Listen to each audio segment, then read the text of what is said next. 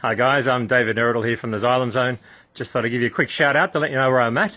Been a great year this year. I'm just really getting together with our team and planning the year ahead, and kind of been really doing a lot of thinking about what we really want to create with this business with the Xylem Zone. And we love the concept of a community and having kind of like-minded people together and also sharing our knowledge. It's been almost 20 years since I started this journey of investment, and you know, I've learned a lot along the way, and there's been so many kind of major experiences and you know, things that haven't gone right as well. And I was kind of just thinking of the analogy a little bit with you know, some of the sporting players we've got in this world. You know, Ash Barty with the tennis. I've been watching a bit of tennis lately, and then also Steve Smith with the Ashes and the cricket, and thinking, you know, when Steve Smith started, they kind of thought he was a bit of a joker, and no one didn't take him that seriously. He didn't take it that seriously. He was out there having a bit of fun, and no one really thought what would come of him. And you know, then he fell away a little bit, didn't get selected, and then he finally got picked. And obviously, you know, one thing led to another, and he moved to leadership, and a poor decision cost him his, you know, almost cost him his career. And he spent a time out in the wilderness, really due to a bad decision and something he didn't really think through. And last night it was fantastic to see him get his a century in each innings and kind of come out the other side. And you think of Ash Barty as well, you know, as a female tennis player, and you know, coming up through the ranks in Australia and really doing it tough, and then kind of losing focus and losing hope, and then dropped tennis to go and play cricket, and then came back to tennis with a real high motivation, and has just gone on to win, you know, one of our greatest tournaments in the world. And I kind of thought about that and thought, you know what, the property journey is so much like that as well. There's so many different cycles that happen, and one of the big things I've learned in the last 20 years is it's never ever been about the property. The property is just the vehicle, and invariably, if you think that buying a property is going to improve your life, most likely it won't. If you think that money alone is going to improve your life, most likely it won't.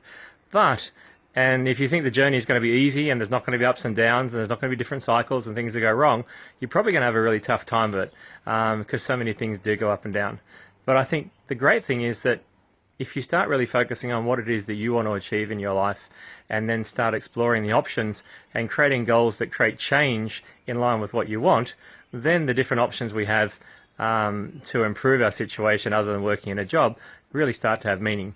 And that's where, you know, things that we focus on, like from money management, purely money management, people don't manage their money. They spend a lot of time making it and then just as much time losing it, and they don't even know where it goes. We think of the average person and debt and finance, and they really don't understand how it works. And invariably they get to a place where they've got so much debt, they can't pay their debt off in their job, in their lifetime, by the time they've got to their mid-20s in many cases. And you know, and then obviously, so we need to look at some other options there, and that's where I think the property aspect and business also comes in. I'm not against shares, but I've never seen anyone actually be able to stop their job and do what they really love just on shares alone.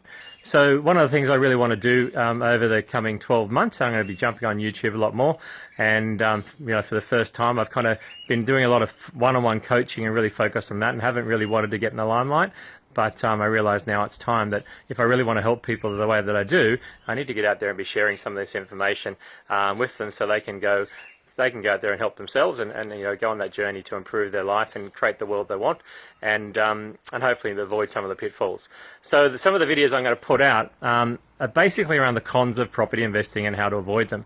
And what I mean by cons, well, there's some things that just can go wrong, and you don't know about it because fundamentally it's new to you haven't learnt it before, and there's so many different nooks and crannies and steps and angles and different people you got to deal with, and different perspectives and different stages, different strategies. It becomes such a cluster.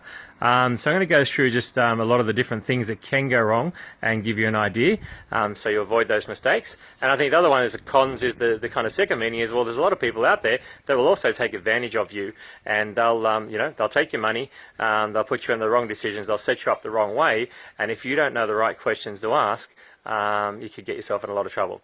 So the cons of property investing and how to avoid them, that's what I'm going to focus on. I'm going to be jumping onto Facebook Live quite a lot, and so check out our website, and check us out on Facebook as well. And there's going to be as much information as I can put out there to really help anyone that's on that journey and really interested in improving their situation.